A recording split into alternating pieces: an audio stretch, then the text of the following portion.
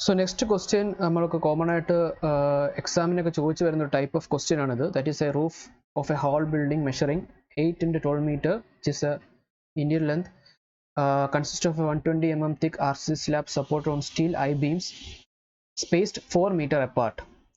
And take the floor finish as 1.5 kN per meter square and superimposed loads as 4 kN. Design one of the beam as laterally supported. So ഇവിടെ ആകെയുള്ള difference എന്ന് വെച്ചാൽ initial സ്റ്റെപ്പിൽ വരുന്ന bending moment shear ഫോഴ്സിന്റെ കാൽക്കുലേഷനിലാണ്.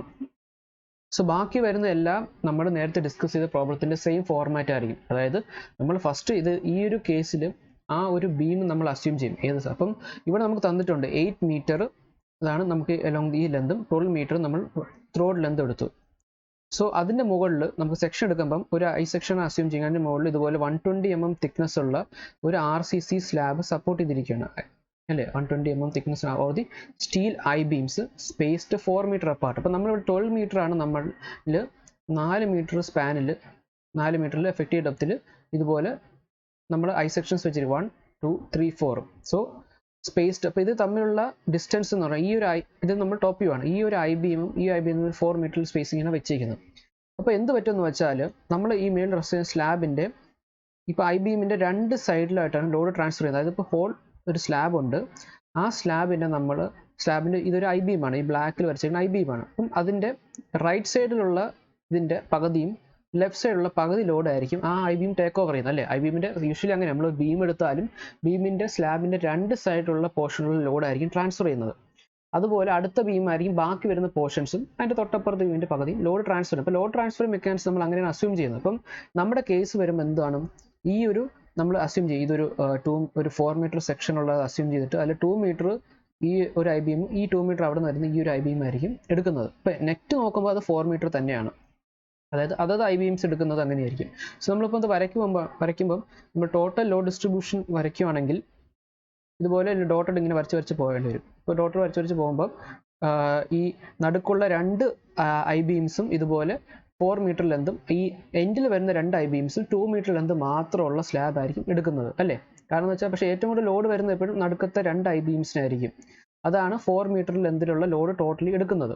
കാരണം അങ്ങനെയാണ് അത് നമ്മൾ അസ്യൂം ചെയ്തത്. കാരണം ബാക്കി ലോഡ് തൊട്ടടുത്ത ഐ ബീംസ് ഷെയർ ചെയ്യുന്നുണ്ട്. എൻഡിലുള്ള ഐ ബീംസ് ഒള്ളി ഈ 2 മീറ്റർ വരുന്ന ലെന്ത് മാത്രമായിരിക്കും ഷെയർ ചെയ്യുന്നത്. അപ്പോൾ ആ ഒരു ഐഡിയ വെച്ചിട്ടായിരിക്കും. സോ നമ്മൾ ലോഡ് കാൽക്കുലേഷൻ ചെയ്യുന്നത് ഫോർ എ 4 മീറ്റർ വിഡ്ത്തിലുള്ള സ്ലാബ് പെർ മീറ്റർ ലെന്ത്. അതായത് നമ്മുടെ ഈ കേസിൽ നമ്മുടെ എഫക്റ്റീവ് ലെന്ത് എന്ന് പറയുന്നത് എന്തായിരിക്കും, 8 മീറ്റർ ആയിരിക്കും നമ്മുടെ എഫക്റ്റീവ് ലെന്ത്. ആ എഫക്റ്റീവ് ലെന്താണ് എന്തിൽ ഈ 4 മീറ്റർ വിഡ്ത്തിലുള്ള ഒരു സ്ലാബ് ആക്ട് ചെയ്യുന്നത് കൺസിഡർ ചെയ്യണം. നമ്മുടെ WL²/8 എടുക്കുമ്പം L എന്ന് പറയുന്നത് 8 മീറ്റർ പ്ലസ് എന്താണ് നമ്മുടെ ബിയറിംഗ് എസ്. കാരണം ഇതെല്ലാം റെസ്റ്റ് ചെയ്യുന്നത് ഈ ഐ ബീംസ് ഒക്കെ ഒരു വോളിന്റെ പുറത്തായിരിക്കും റെസ്റ്റ് ചെയ്യുന്നത്. സോ നമുക്കിവിടെ ക്വസ്റ്റ്യനിൽ സൂപ്പർ ഇമ്പോസ് ലോഡ് തന്നിട്ടുണ്ട്, which is equal to 4 kN per meter square. Per metre square എന്ന് പറയുമ്പോൾ പെർ ഏരിയ. പക്ഷെ നമ്മൾ കൺസിഡർ ചെയ്യുന്നത് എന്താണ്, 4 മീറ്റർ വിഡ്ത്തിലുള്ള സ്ലാബിൽ എന്തായിരിക്കും 4 kN × 4 metre which is equal to 16 kN per meter ആയിരിക്കും. അപ്പോൾ നമുക്ക് ആ 8 മീറ്ററിൽ 1 മീറ്ററിൽ 16 kN per meter ലോഡ് ആയിരിക്കും ആക്ട് ചെയ്യുന്നത്. ഫ്ലോർ ഫിനിഷ് അതുപോലെ തന്നെയാണ്, 1.5 kN per meter square ആണ്. അതായത് ഒരു ഏരിയയിലാണ് തന്നിട്ടുള്ളത്. പക്ഷെ നമ്മൾ എടുക്കുന്നത് 4 മീറ്റർ വിഡ്ത്ത് ആയതുകൊണ്ട് അത് 1.5 6 kN per meter ആയിരിക്കും. അതായത് ഈ 8 മീറ്ററിൽ 6 kN per meter ആയിരിക്കും ആക്ട് ചെയ്യുന്നത്. ആൾസോ നമ്മൾ ഈ സ്ലാബിൻ്റെ സെൽഫ് വെയിറ്റ് കൊണ്ട് കൺസിഡർ ചെയ്യണം. കാരണം എന്ന് വെച്ചാൽ ഇവിടെ പറഞ്ഞിട്ടുണ്ട് 120 mm തിക്കിനുള്ള RCC സ്ലാബാണ് ആക്ട് ചെയ്യണം എന്നുള്ളത്. അപ്പോൾ അതിൻ്റെ യൂണിറ്റ് വെയിറ്റ് നമ്മൾ 25 kN per meter square assume ചെയ്യും. ഇപ്പോൾ ചിലപ്പോൾ ക്വസ്റ്റ്യൻ തന്നിരിക്കും, അല്ലെങ്കിൽ നമ്മൾ കോൺക്രീറ്റിൻ്റെ ഡെൻസിറ്റി 25 kN per m³ എന്ന് അസ്യൂം ചെയ്യും. ഇവിടുത്തെ കേസിൽ നമുക്കറിയാം വിഡ്ത്ത് എന്ന് പറയുന്നത് 4 മീറ്റർ നീളമുള്ള ഒരു സ്ലാബ് ആയിരിക്കും. ഈ ഫിഗർ നോക്കിയാൽ മതിയായിരിക്കും. ഡെപ്ത് എന്ന് പറയുന്നത് 120 mm ആയിരിക്കും. സോ 4 × 120 mm കൺവേർട്ട് ചെയ്യുമ്പോൾ നമുക്ക് എന്ത് കിട്ടും, 0.12 എന്ന് കിട്ടും മീറ്ററിൽ ഇൻറ്റു 25 മതി. കാരണം എന്ന് വെച്ചാൽ പെർ മീറ്ററിലാണ് കണ്ടുപിടിക്കുന്നത്. അതുകൊണ്ടാണ് നമ്മൾ ഇൻറ്റു ആ ലെന്ത് നമ്മൾ മൾട്ടിപ്ലൈ ചെയ്യാത്തത്. That is self weight of the slab per metre, ഒരു മീറ്ററിൽ എത്ര ഉണ്ടെന്ന് കണ്ടുപിടിക്കുകയാണ്. അതുകൊണ്ടാണ് നമ്മൾ അതിൻ്റെ ജസ്റ്റ് അതിൻ്റെ വിഡ്ത്തും ഡെപ്തും വെച്ച് മാത്രം മൾട്ടിപ്ലൈ ചെയ്തത്. ഇതുപോലെ ഇതിനു മുമ്പ് ചെയ്ത് അങ്ങനെയാണ്. സൂപ്പർ ഇമ്പോസ് ലോഡ് ആക്ട് ചെയ്യുന്നത് എന്താണ്, ഈ 4 മീറ്ററിൽ എത്ര ആക്ട് ചെയ്യുന്നുണ്ടത്. അപ്പോൾ ആ 4 kN per meter square × 4 16 kN per meter ആയിരിക്കും. അപ്പം നമ്മളിത് ഒരു സാധാ UDL ഒരു simply supported free body diagram വരയ്ക്കുകയാണെങ്കിൽ ഇതായിരിക്കും 8 മീറ്റർ എന്ന് പറയുന്ന സ്പാന്. ഇതായിരിക്കും നമ്മുടെ 16 kN/m. എന്തായിരിക്കും സൂപ്പർ ഇമ്പോസ് ലോഡ് 6 kN/m എന്തായിരിക്കും floor finish and also self wait എന്തായിരിക്കും 12 kN/m സെൽഫ് വെയിറ്റ് ആയിരിക്കും. ഇങ്ങനെയാണ് നമ്മൾ കൺവേർട്ട് ചെയ്യുന്നത്. കാരണം എന്നാലും നമുക്ക് ബെൻഡിങ് മൊമെന്റ് എന്ന് വെച്ചാൽ ഇതൊക്കെ കുറച്ചും കൂടി എളുപ്പത്തിൽ കണ്ടിക്കാൻ പറ്റും. സോ നമ്മൾ ഈ ഒരു പ്ലാനിലുള്ള സ്ലാബിനെ നമ്മൾ കറസ്പോണ്ടിങ് ആയിട്ട് ഇങ്ങനൊരു ഫ്രീ ബോഡി ഡയഗ്രമായിട്ട് കൺവേർട്ട് ചെയ്യും. അപ്പം നമുക്ക് self weight of the beam നമ്മൾ കൊടുക്കുന്ന ഐ സെക്ഷൻ്റെ സെൽഫ് വെയിറ്റും കൂടെ ഈ ലോഡിൽ ആക്ട് ചെയ്യുമല്ലോ. അപ്പം നമ്മൾ 1 kN/m ആയിട്ട് അസ്യൂം ചെയ്യും. ഈശ്വരി 1 kN അസ്യൂം ചെയ്തിട്ട് നമ്മൾ ടോട്ടൽ ലോഡ് എടുക്കും. അതായത് സൂപ്പർ ഇമ്പോസ് ലോഡ് വരും, ഫ്ലോർ ഫിനിഷ് വരും, self weight of the RCC slab എടുക്കണം, plus the self weight of the I beam. നമ്മൾ ഇനി ചെയ്യാൻ പോകുന്ന ഐ ബീം എടുത്തിട്ട് നമുക്ക് ടോട്ടൽ ലോഡ് കിട്ടും. = 35 kN/m ആയിട്ട് കിട്ടും. അതിനുശേഷം നമ്മൾ ഫാക്ടർ ലോഡ് കണ്ടുപിടിക്കണം. 52.5 kN/m ആയിട്ട് കിട്ടും.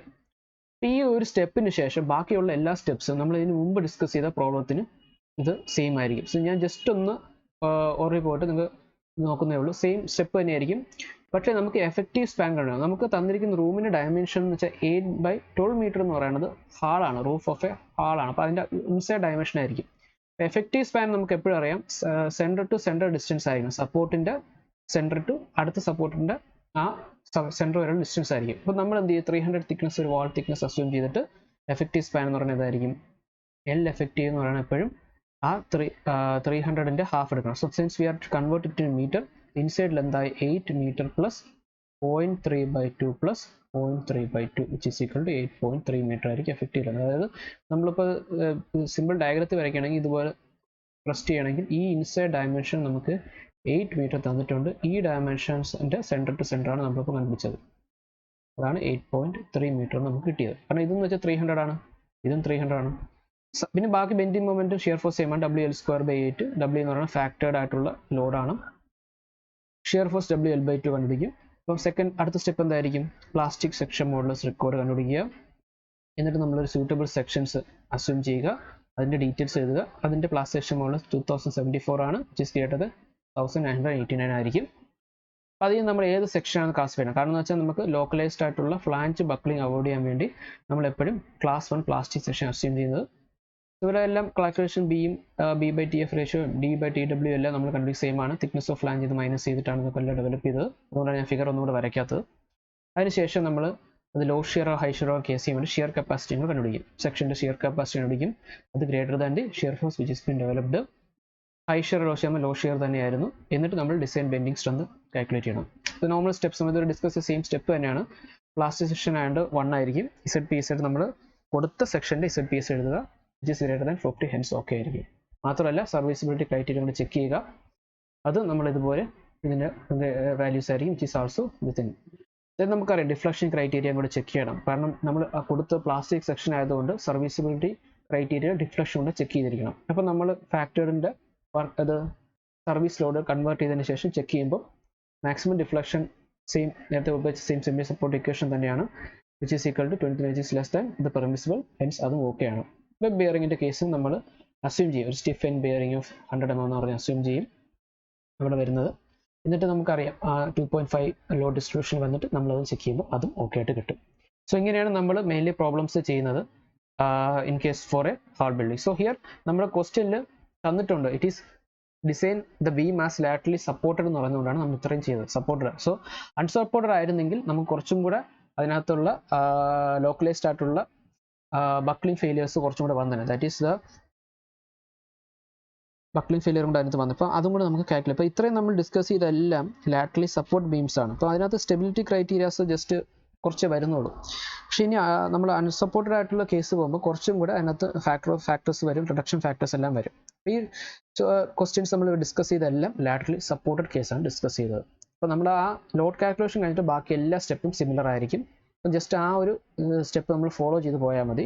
സോ ബെറ്റർ നമ്മൾ എന്ത് ചെയ്യണം, ഓരോ സ്റ്റെപ്പ് എഴുതുക, അതിന് കറസ്പോണ്ടിങ് ആയിട്ടുള്ള കോഡിൻ്റെ ക്ലോസ് എഴുതി പോവുക. സോ ദാറ്റ് നമുക്ക് എക്സാം ടൈമിൽ നമ്മൾ ജസ്റ്റ് ആ കോഡ് എടുക്കുന്നതിന് മനസ്സിലാവും. ഫസ്റ്റ് ഈ സ്റ്റെപ്പ് ചെയ്യണം, അടുത്ത ഈ സ്റ്റെപ്പ് ചെയ്യണം, അടുത്ത ഈ ക്ലോസിലോട്ട് പോകണം. ഓട്ടോമാറ്റിക്കായിട്ട് ലാസ്റ്റ് 8.7.4 ക്ലോസിലോട്ട് പോകണം എന്നുള്ളത് ഓട്ടോമാറ്റിക്കായിട്ട് നമുക്ക് കിട്ടും.